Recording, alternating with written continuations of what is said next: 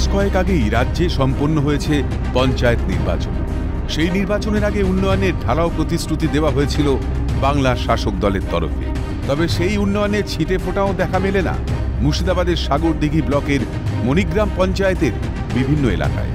গ্রামবাসীদের অভিযোগ, এই পঞ্চায়েতের প্রাক্তন প্রধান লালবানু বিবির সময় মোট 5টি নর্দমা, একটি সোলার লাইট, সাবমার্সিবল পাম্প বসানোর কথা ছিল, কিন্তু কোনো কাজই হয়নি।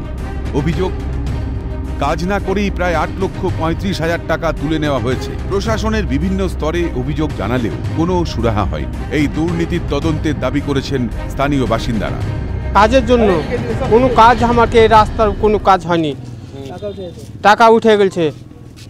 আমরা তৃণমূলের লোক চোখ রাঙিয়ে সব টাকা তুলে নিয়েছে।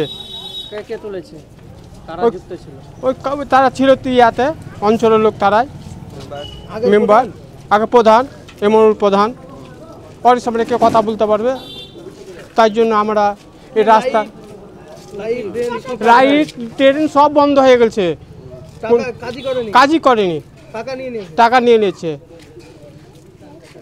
তাই এইটা মণিগ্রাম অঞ্চল। আমাদের ড্রেন এবং লাইট, সোলার লাইট এবং আমাদের ডিপ টিউবওয়েল এবং পাম্প, সাবমার্সাল এগুলো সব না করে টাকা তুলে নিয়েছে, বুঝলেন। সব টাকা তুলে নিয়েছে 8 লক্ষ, ওই মানে 8.5 লক্ষ টাকা।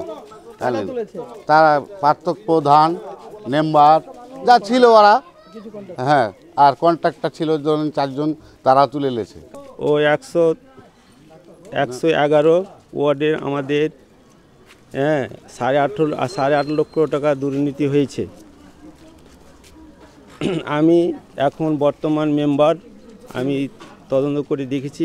তো কন্ট্রাক্টরকে জানো, এই সাগরদিঘি ব্লকে জানে আর কোনো দিন না, কন্ট্রাক্টর শুধু কন্ট্রাক্টর না পাই তার ব্যবস্থা করতে হবে।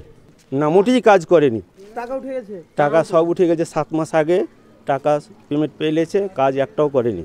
আপনারা কি চাইছেন এখন? আমরা চাইছি যে আমাদের যে সমস্ত কাজগুলো টাকা উঠে গেছে এবং তার সেইগুলার যেন পুনরায় নির্মাণ হয়, তার জন্য ব্যবস্থা করতে হবে।